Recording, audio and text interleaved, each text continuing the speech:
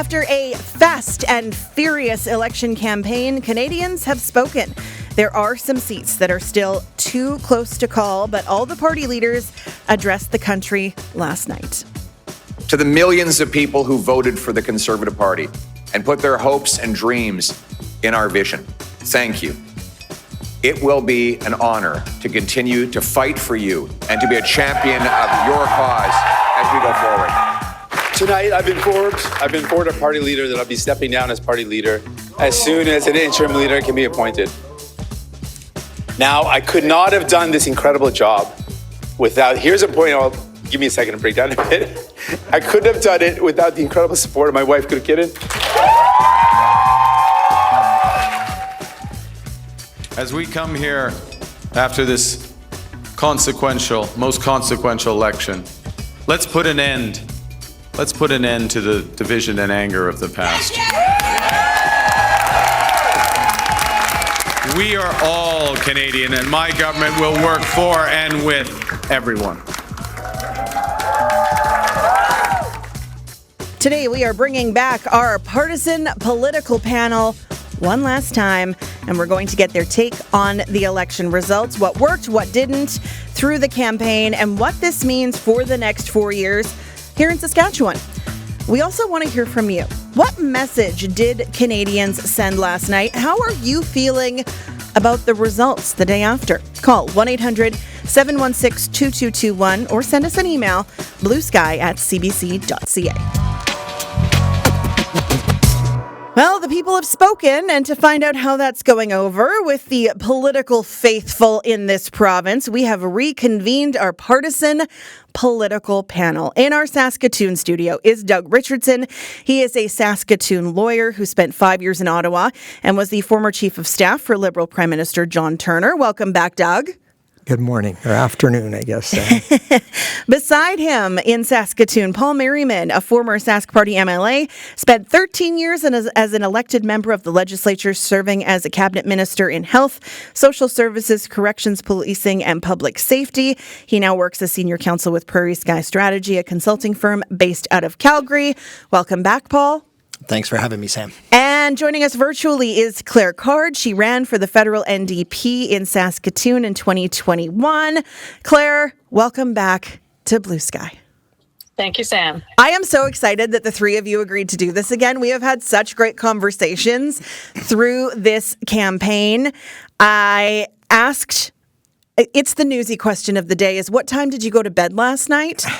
Claire, what time did you go to bed last night? Close to 1 a.m. Yeah. And when did you call it? What was okay, I can go to sleep now? By midnight for sure. I mean, we certainly knew we were in trouble right away. Yeah. Doug, what about you? It was late as well. I don't think I relaxed at any point, still haven't. The mental health impact of this election on everybody, not just us. Paul, what about you? I went to bed about 10:30, 11, had trouble falling asleep, checked my phone a couple more times just to see where things were at, and then drifted off probably about midnight. I had the same predicament, went to bed. I hosted the morning show yesterday, so it was a long day. But about 10:30, when things kind of leveled off, I was like, okay, I know how this works. Things will go back and forth, and we'll figure it out. But every 2 hours, I woke up to be like, what happened now? Yeah. What happened next? I'd check my phone and I'd wonder. And I do that with every election that I'm not hosting because I'm so curious about how things are going to play out. But now that things are the way they are, we are still waiting on a few ridings that are too close to call. The Liberals leading and elected in 168 ridings of the 343. Conservatives leading and elected in 144. The Bloc has 23, the NDP with 7, and the Greens with 1. That's at this hour. There's still counting going on. That could change. Paul, what do you make of the results at this hour? Well, the voters are never wrong. Let's get that straight. The voters always are right out there. Obviously, there was a split between Eastern Canada and Western Canada. You saw some rural-urban divide. But I think it's a good opportunity, as Prime Minister Carney had said, that they want to sow the divisions and make sure that we are looking at Canada as a whole, not at a province that has more representation or the other. We, as Western provinces, had a lot of challenges with the previous Prime Minister, and I'm hopeful and somewhat optimistic that we can do a reset here and the premiers can sit down with the Prime Minister and be able to plead the case of Western Canada and how we can help out the rest of Canada. How would you say, as someone who was an MLA that worked with the Trudeau government, we know that the Sask Party government and the Trudeau government did not get along. That's not a secret. But what's different about Mark Carney's approach that gives you that optimism? I'd have to say, the leadership comes from the top, and if he's going to send a different message to his cabinet ministers and to his that we have to work together, which he did mention in his remarks last night, I thought that was encouraging. I haven't heard that before with what I would call the sincerity. I'm really hopeful that they can reset the cabinet, reset some people within the Prime Minister's office to have some good representation. We have one member of Parliament from the Liberal Party elected in Saskatchewan. I think they also have to get some good representation in the Prime Minister's office so they understand what our issues are out here. They're not always complaints, but there is opportunities to work together, and I hope that the premiers and the new Prime Minister and the cabinet can explore those opportunities. I think that that's something we heard from Buckley Belanger this morning when he was talking with Adam Hunter, that while there are complaints in the North for how the government recognizes the North and deals with the North, there's also a lot of opportunity. So I think you're already maybe hearing that. So it'll be interesting to see if he's someone who ends up in a cabinet position. Buckley, obviously a long-time politician in this province that has a lot of experience. Doug, you are the proud card-carrying Liberal on this panel. How's your mental health today? Well, I am, first of all, humbled by the result. I've been on both sides of an election where we've won and lost and understand those that may be disappointed. I would take a second to pause and congratulate the 14 new MPs for our province, 13 of which are Conservative, and some incumbents. I would congratulate their staff and supporters. It's a huge contribution to step forward in public life. And an understatement to say that I'm thrilled about Buckley's win. We've been talking, as we went into the election, Sam, we knew that if the Conservatives formed the national government, they would have strong representation in this province. The fact that we now have a voice elected at the table from Saskatchewan is a big step forward, I think, on the unity question, on the build-out, on the bridge building that Prime Minister Carney alluded to late last night. Indeed, if I could back up precisely what Prime Minister Carney, I guess he was still the Liberal leader when he was here in Saskatoon on Sunday and trying to... You may have noticed that the Prime Minister spent his last 48 hours in Western Canada trying to make sure we had some voices west of the Manitoba border. Claire, let's talk about the NDP. It has been a rough campaign for Jagmeet Singh. He went from campaigning to win to campaigning against Pierre Poilievre to losing his seat in Burnaby Central. And the party, I don't think I'm overestimating when I say the party was kind of obliterated in this election. To have only 7 seats at this current moment, as someone who ran for the federal NDP, who's been watching this closely, how are you feeling today? Well, I would say most NDP supporters are deflated by this. I think there was an expectation that on this agenda of coming together, that the New Democrats would loan their vote to the Liberals, specifically because they were fearful of the anti-woke agenda of Pierre Poilievre. And they felt that potentially Carney was the better man to sit across the table from Trump. Definitely the people that we talked to, the New Democrats, were concerned about Pierre's references to interfering with the judiciary.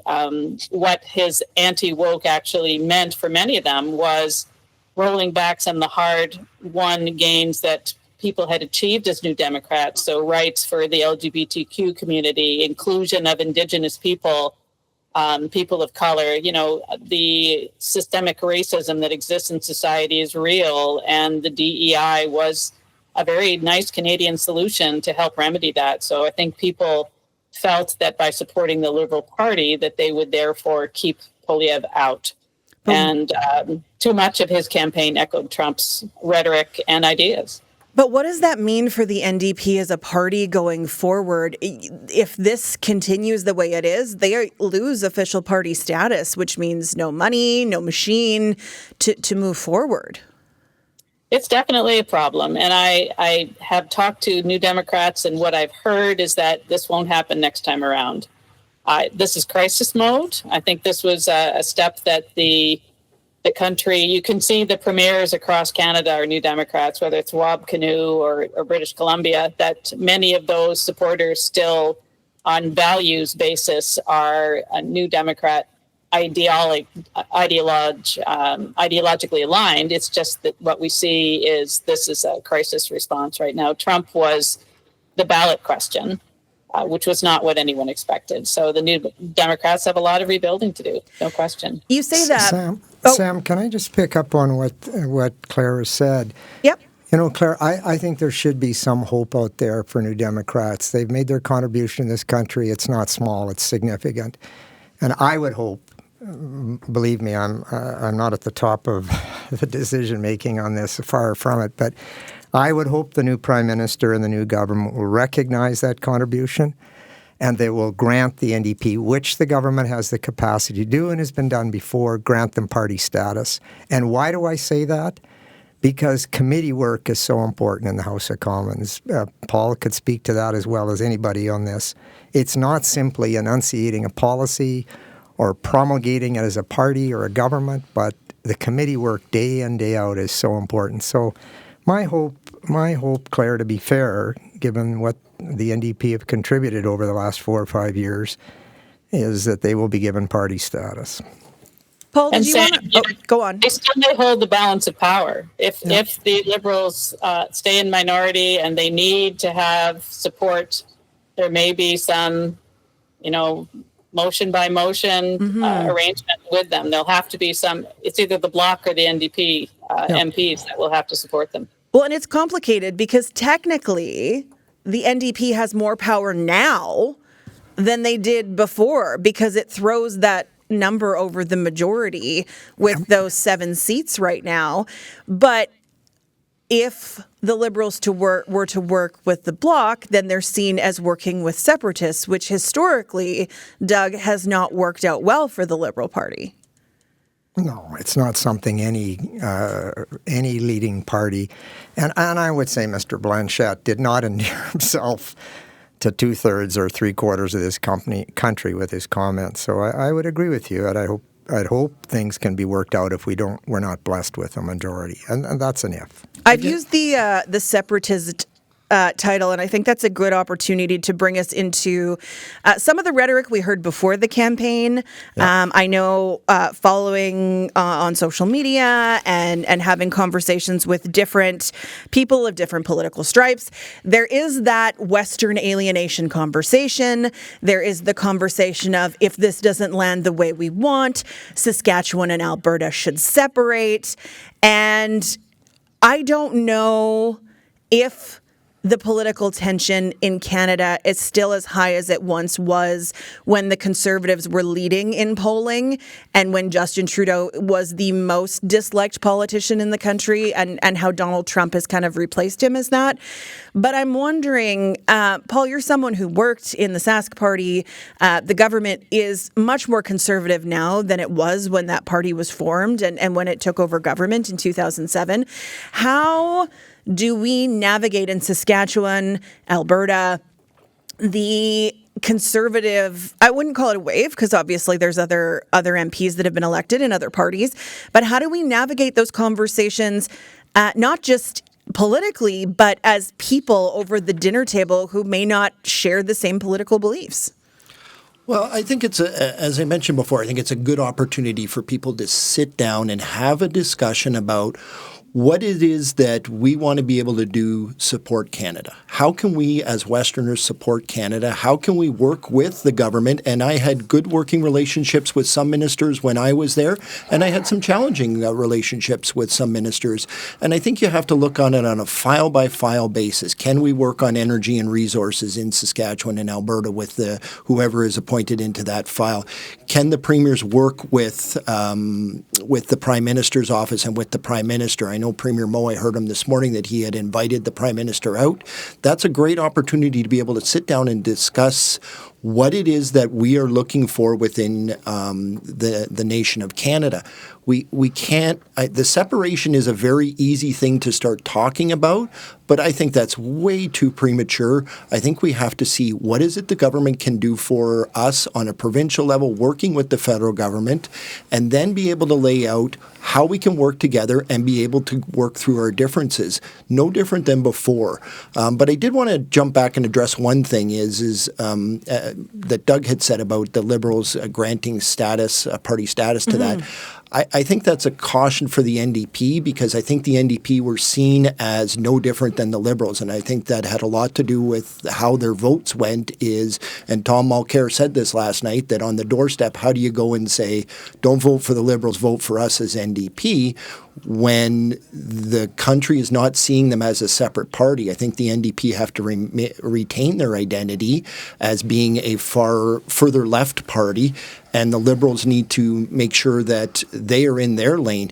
I think the evaporation of the NDP vote had a lot to do with fear, as identified by Claire, but it also had a lot to do with there was no distinction between the two parties that people were seeing. I guess if I can, Sam, pick up on Paul's point. Yes, I get the argument that's been made, and Mr. Mulcair has been making it for a while. But the point is, how is the House of Commons going to work more effectively and efficiently and successfully the way Paul was talking about? Agreed on the committees. So try to build bridges as a new Prime Minister who doesn't know Parliament as well as others.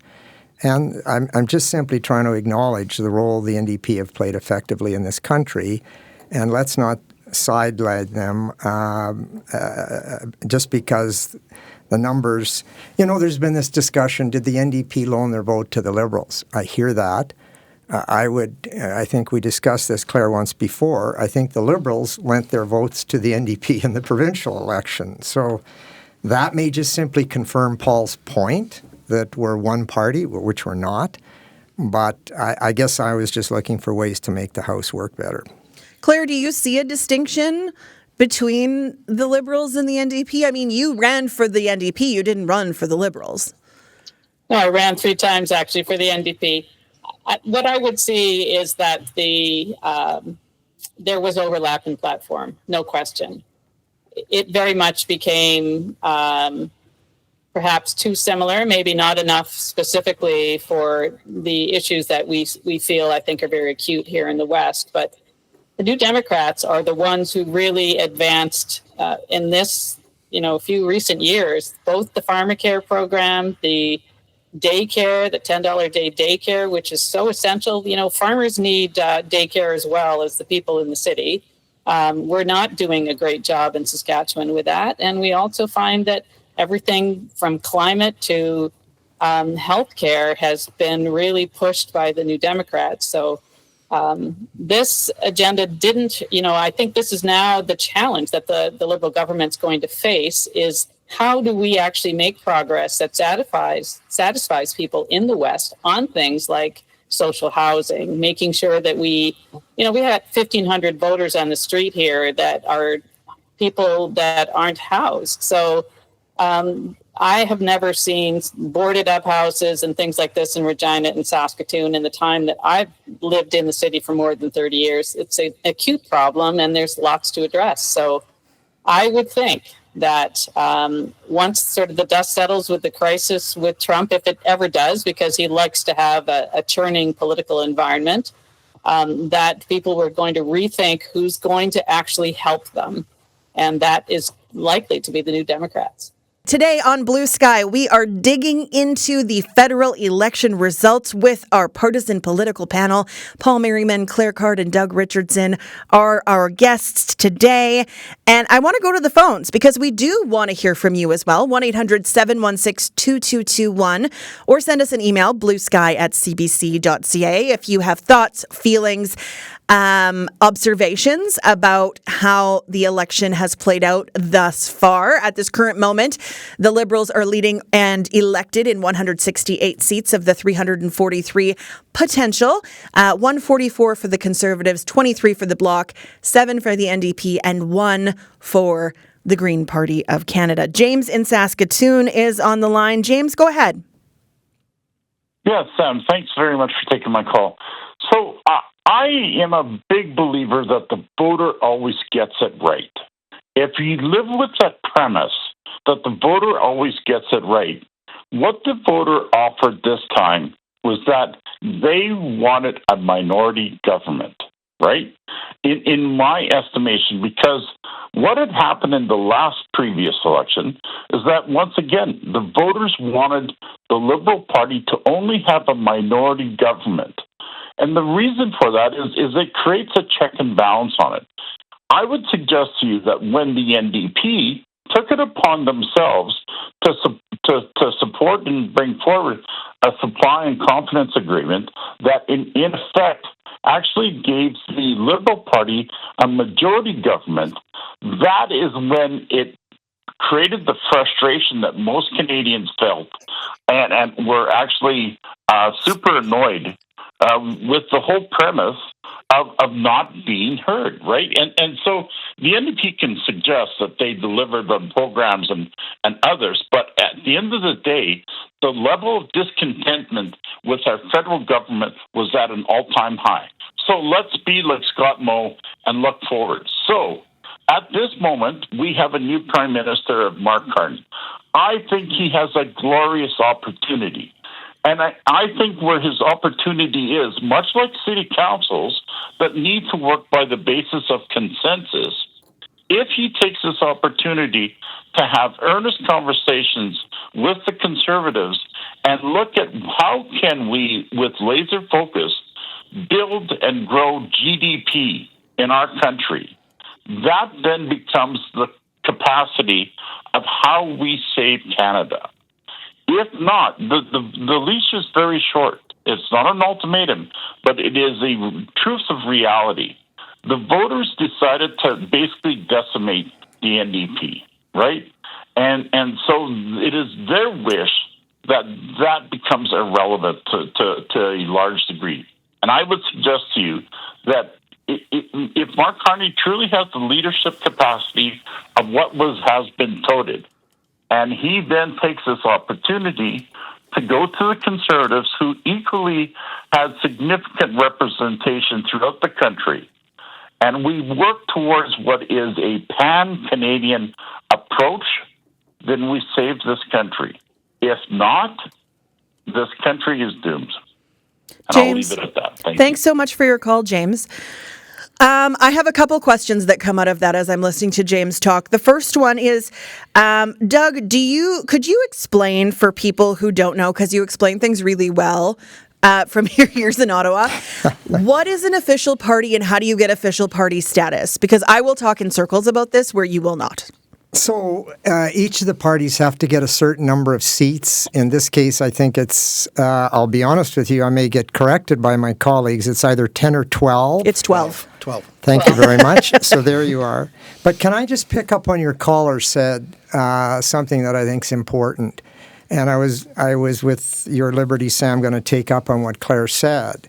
I don't mind giving credit to the NDP for what they've done in this country, and I certainly acknowledge that some of the things that the leader of the Conservative Party are very good ideas for the country. But when Minister Carney was in Saskatoon, by the way, visited twice, but on Sunday he said three things that I think your caller will find of interest. Number one, he said, I believe in making Canada a super energy power. He spoke, number two, about the canola industry and the issues it surrounds and what he's prepared to do about agriculture. and something that a number of us have discussed on the 3 panels is housing, affordable housing, and Claire alluded to it. So all 3 of those things, I think they cut across all 3 party lines, or all 4 party lines, or 5, to be fair to the Greens, cut across all of them, and I think there's some. So I say through you, Sam, to your caller, there's unanimity there. You didn't answer my question. You just politician me. I apologize. I thought the answer, you wanted the technical answer. Well, I want to know why it's important. Why does a party... It's very important. I'm sorry. I thought I'd said earlier, and I didn't want to repeat myself. It's very important. With full party status, they are members in all committees, and they became key players in committees. And as I said earlier, and Paul I thought I said this. Yes, you did. Albeit poorly, that committees deal with the real hard work in the House of Commons, and it's where amendments get dealt with and changes occur before passage of bills come back to the House of Commons. Thank you. Yeah, and just not on that, to accuse you of politicianing me, but no, sorry. That's okay. I'm still unwinding from last night. It's okay. Paul, go ahead. And just on that, the committees are, and the Prime Minister, and I could be correct if I'm wrong, doesn't have to appoint party status, can appoint somebody into the committee if need be. I'm not sure on that. But I think it's critically important that we look at the committees, the structure of those committees, because that's the grind. That's the grind that nobody sees, nobody pays attention to. Everybody watches question period or here's a snippet of news here. That's where you can get all of the important work done and ask those detailed questions as opposition members and be able to dig into it. And that sometimes feeds into question period the next day. If this was talked about in committee and we're going to talk about it today to get some more attention. I just want to ask and get clarification, because we did hear the super energy power of Canada. We never really heard the details of what that looked like. Does that include oil and gas? Because 100%. If it is including oil and gas, that's great. We need to move our oil and gas east-west. That is through Quebec. That is to the coast of BC. We need to get our product to market, and I think that's critical if we're going to be a super energy power and be less reliant on the U.S. and south of the 49th. We got to start working together east-west. We got to start breaking down those tariff barriers, which are critically important. But we have to be able to look at how can we take care of ourselves from coast to coast to coast, and how can we get our products in Western Canada out to the market and get it to the world. He was very clear on this point. Not only is it green tech, not only is it LNG, not only it is also oil and gas for sure. Great to hear. Claire, I want to go to you on something that James talked about, and he said that the Liberal Party needs to work closely with the Conservative Party to get things done. Having watched the previous Liberal Party and the previous Conservative Party operating, is that something that can actually happen? It will very much depend, I think, a bit on the tone the leader sets. I think what we saw was a lot of foaming of anti-sentiment towards the Liberals. I mean, we can talk about what Pierre said about the Liberals. It was obviously not very flattering, and campaigned on that for a long time, which really, at the end, maybe didn't resonate with voters. So who shows up? Is it the diplomatic leader that Pierre can be, or is it the angry foaming dog that he also can be? I think it's time in this country that all of the members of Parliament come together, and this is a very critical moment. People talk about this as a critical election. I don't think our caller maybe completely understood himself what a confidence and supply agreement was, or why, after having promised many times that the Liberals would deliver on some of these things like pharmacare or dental care, that it didn't happen. It didn't happen because it didn't have to happen, and it must have happened if they were going to have a confidence and supply agreement. So there's certainly a trade-off. The NDP advanced that agenda, I think, well for Canadians. And maybe at the end, you can look back and say, maybe we should have called the fall election. But I think the decision was made. It was more important to get these things that had been talked about for maybe even a decade and not delivered on. Let's talk about Pierre Poilievre. We have an email from Regan and Larange, and this I think this email's a little tongue-in-cheek, so take this with a grain of salt. It says, Regan and Larange says, as a progressive voter, I hope the cons keep running Mr. Poilievre forever. No one seems to be talking about his personal unpopularity. Even his own party stopped using him in their ads toward the end of the campaign. He lost his own riding where voters knew him best. Go Poilievre. Yeah, well, I was just talking to Doug earlier, and I thought that there was going to be a few leaders that dropped off in this one. I didn't think Mr. Poilievre, but 2 weeks before, we were hearing that they were pouring a bunch of resources into that constituency to shore him up. Mm-hmm. Obviously, that didn't happen, so I think Mr. Poilievre and the Conservatives have to have a discussion on where do they go from here. What happened between January and yesterday, and how can they move forward? And maybe that is some collaboration with the Liberals. Maybe that is some discussion on mutual points of agreement. Let's move forward on those and not have the petty fights. I think there's an opportunity to do that.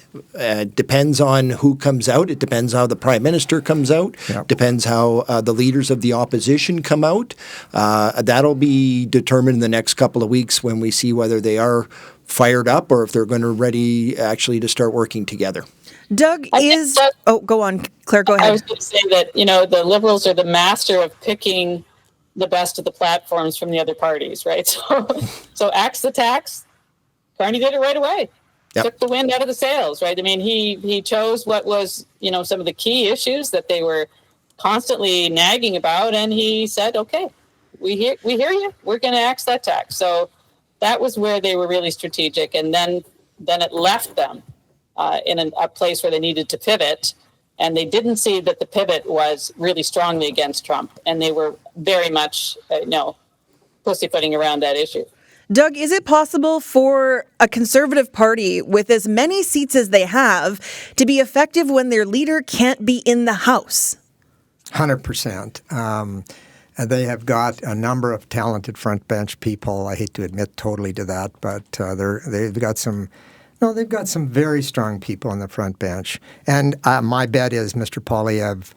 It's funny, if I can lean on a suggestion you had, Paul, outside, Sam, it may have been a third person who joined our conversation, but Mr. Poilievre has roots in Saskatchewan, and the suggestion was proffered that, maybe one of the MPs from this province gives up his seat and he's elected, and that goes back to the famous Diefenbaker story, Prince Albert story, where at one point we've had 3 prime ministers running that, Laurier, Mackenzie King, and Diefenbaker. So here's a long shot of interest that maybe the replacement seat comes from Saskatchewan. I doubt it's probably handier for him to be close to central Canada, but almost certainly one of his MPs will give up a seat. And in the interim, the House of Commons will function just fine. Okay, I want to go to the phones because the phone lines have lit up like a Christmas tree, and that excites me. So let's go first to Chris in Regina. Chris, go ahead. Good afternoon. I just wanted to sort of build on what the email you read a few minutes ago about Pierre Poilievre. And I kind of agree. I think that in some ways this election result was a bit of a referendum on Pierre Poilievre. I mean, he lost his own seat, and I think a lot of Canadians looked at this in terms of leadership potential, and they looked at what Carney had to offer versus what Pierre Poilievre had to offer, and they decided to go with Carney. And I wonder if there are some people in the Conservative Party right now thinking that perhaps they made a grave mistake a few years ago when they decided to put the knife in the back of Erin O'Toole. They might be wondering how this election might have played out differently. I think Pierre Poilievre is a divisive, polarizing figure. And, to hear talk about the Conservatives collaborating with the Liberals, as long as he's leader, I don't see that happening. He has his whole political career. I think he's been pretty consistent in his personality and his approach, and it is not one that is collaborative. And he is very combative, very divisive. So that's my 2 cents worth on Mr. Poilievre and the outcome. Thanks for calling, Chris. From Chris in Regina, we go to Don in Deschambault Lake. Don, you're in a Buckley Belanger's riding. How are you feeling this morning? This afternoon, I guess now. Well, I'm quite happy with the outcome. Would have preferred it being a little bit more decisive. However, hearing the Premier talk, and that's something that I hear quite regular from Alberta, where I've got my relatives in Saskatchewan, that we've been left behind. Well, I think the fact that we consistently do not have any representation to speak of from the governing party is a factor. People would say, well, that's not really the case. People should be bigger than that. Well, I guess we should be asking the Premier, why is it that the North ridings, we've got 2 provincial ridings with NDP, we've got a northern riding with a federal Liberal now, and if you came up here and you drove over some of our roads and the potholes that we've got, you'd understand why the people don't really flock to the Conservative Party. So I think Mr. Moe should take a look at his own situation and maybe be a little bit more prepared to support ridings that don't vote for him, and then he might have reciprocation from the federal Liberals. Thanks for that, John. I think it's interesting that you bring up that point because Scott Moe was more contrite after the provincial election and understood with the number of seats that the NDP picked up in that election that there was a challenge for change in Saskatchewan. So it'll be interesting to see. I mean, we're hardly into this next round of this provincial government, and Donald Trump has monopolized so much of the conversation that I feel like talking about this federal election and talking about provincial politics has had more to do with what's happening south of the border than it has in our own province. Let's go to Carol in Regina. Carol, go ahead. Well, I'm kind of glad if we're going to have a Liberal government that it's going to be a minority, because I think Carney's going to keep on spending. And we, according to Krista Freeland, we owe we would have owed if Trudeau had stayed in power, $61.9 trillion in debt. And nobody has ever come out and said how much interest we'll be paying on this debt. And I only hear about 1.9 trillion or something. So I don't really know what we're actually owing. And we don't know how much child care or dental or pharmacare is actually going to cost us yet. So I think somebody should cop out and tell us what we're actually owing and how they're going to pay it back. Thanks for the call, Carol. Doug, you're shaking your head, so I'll let you take that one. No, I was just wanting to respond in part because, first of all, let's be fair. The debt of the country, the federal debt, separate from the provinces, the federal debt is partially at the level it's at because of COVID. The cost of COVID, the federal government supporting everything from employment to small business to important things like getting infectious disease under control at places like Vito, was $450 billion. $450 billion. And by the way, our expenditures were not dissimilar from the G7 countries.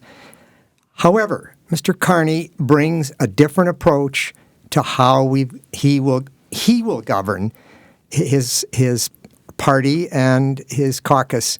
He comes from a background that respects. Most people keep saying, well, he's a banker, which annoys me a bit, overlooking the fact he's born and raised in Western Canada, has got different roots than simply banking. But he was an associate deputy minister of finance, and so he understands that the books at some point have got to balance, or the wonderful social programs that this country respects and likes will not be affordable. Okay.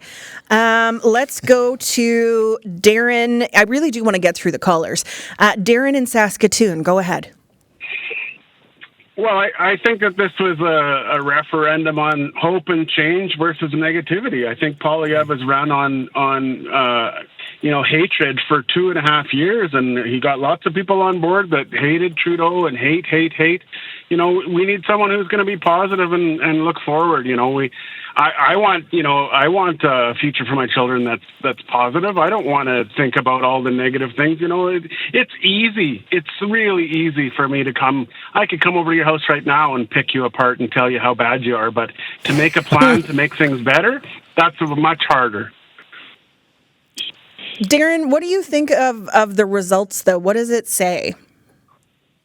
Well, for me in Saskatchewan here, Saskatoon University, it says that we're a lot closer than what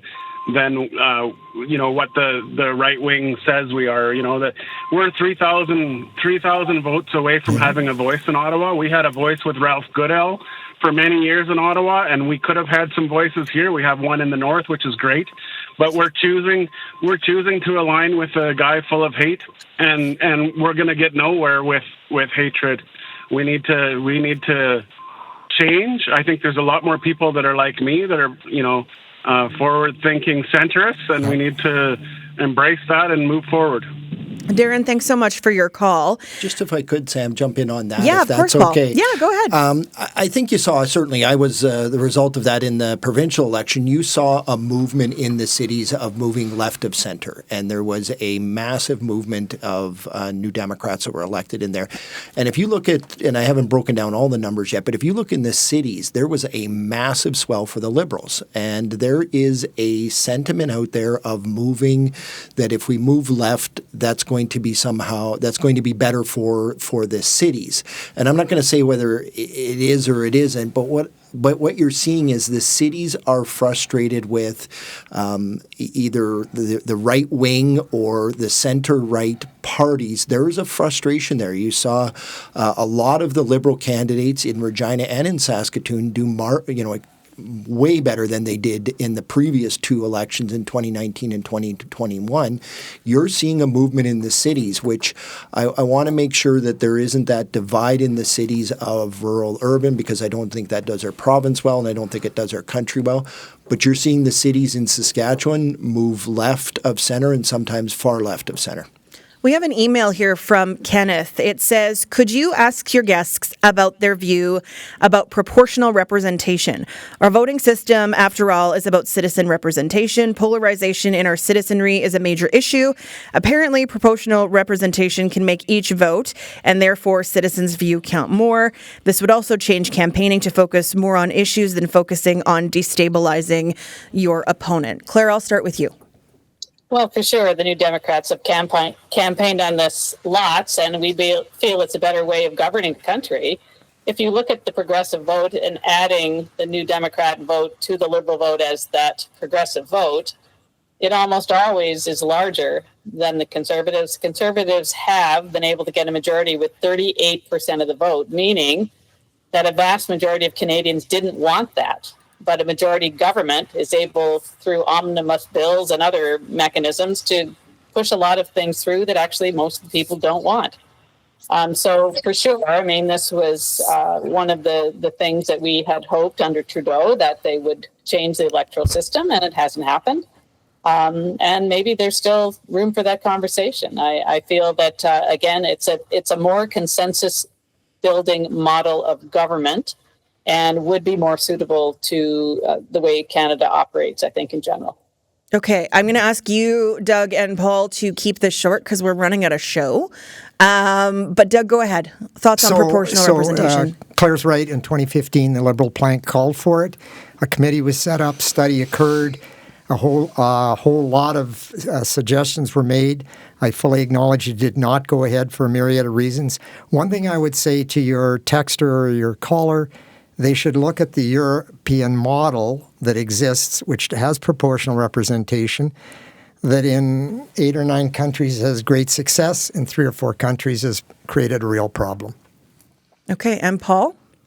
I'm actually content with the way the system is. I think it's a good system out there, and I think we can actually work within that system. I don't think we need to overhaul the system just because it didn't go one way or another. I think we have to look at other options. We do have a Senate out there. Are there options for regional representation at the Senate like they do have in the U.S.? And I'm not condoning or supporting anything in the U.S., but you do have that counterbalance of the senator. You have equal representation in Rhode Island that you do in California. So you can have that at a second level of government that would be able to counterbalance what is happening within the members of Parliament. That Senate could do that. I really want to thank the three of you for all of your time through this campaign, all of your perspective, your experience, and your respectfulness to each other. I just appreciate it so much that we can have these conversations. I think it'll be a while before we have another election, but maybe I'll check in with you a couple months down the road and see how things are going. How does that sound? Sounds great. All right. Thanks for the invite. Claire Card, Doug Richardson, Paul Merriman, our partisan political panel here on Blue Sky. If you have thoughts on this, you can still send us an email, bluesky@cbc.ca.